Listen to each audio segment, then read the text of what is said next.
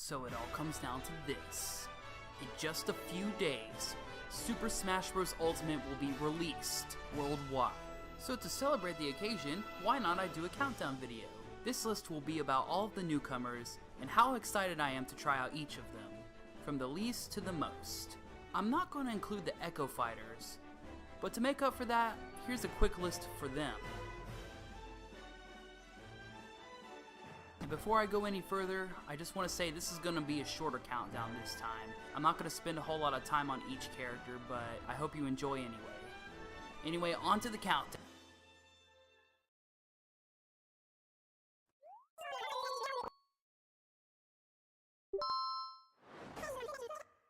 You know, I always thought that if Isabelle were a character, she would be an Echo villager, but man, we were surely proven wrong, as she has several interesting attacks of her own, all of which caught my interest. The attacks that stood out to me were her side B, which is a fishing rod, and her down B, which has her plant Lloyd the gyroid into the ground, only to rocket into the air if stepped on, and hitting the opponent multiple times. That move looks like it has some serious combo potentials. While I'm not as excited for her as I am the other newcomers, I'll be sure to give her a go from time to time.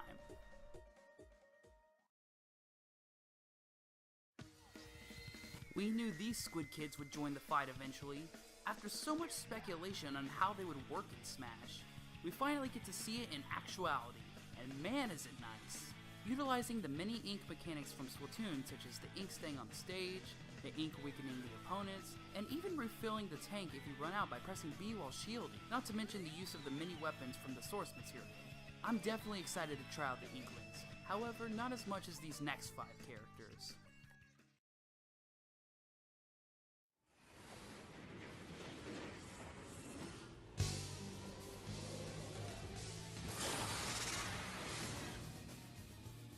He actually did it. Sakurai actually made the impossible possible.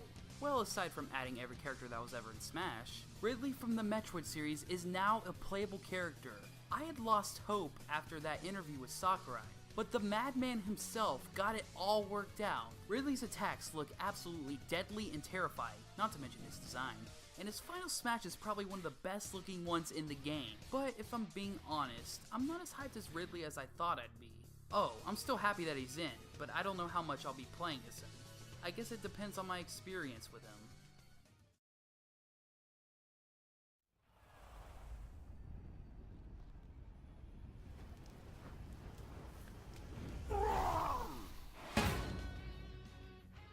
I guess the Decidueye was too obvious of a choice for Smash, that Sakurai decided to throw a curveball on us. Despite the fact that it's not my favorite Alolan starter, and also not my go-to choice for a new Pokemon fighter, Incineroar is a welcome addition to the roster in my book.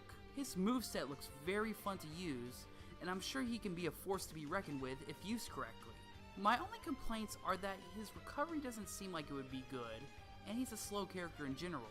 But as of this video, I have not tried him out yet, so I'll have to experience for myself before I give my final thoughts.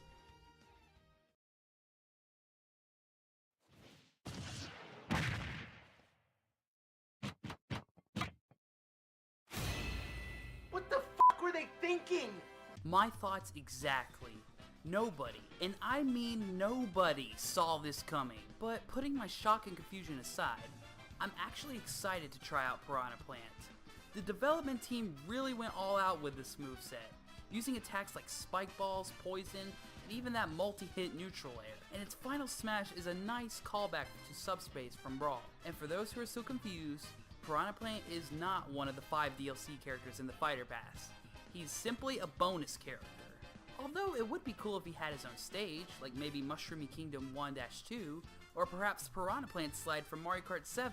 I honestly never thought I'd be this excited to play as a character who also happens to be a generic Mario enemy, but not as excited as these next 2 fighters.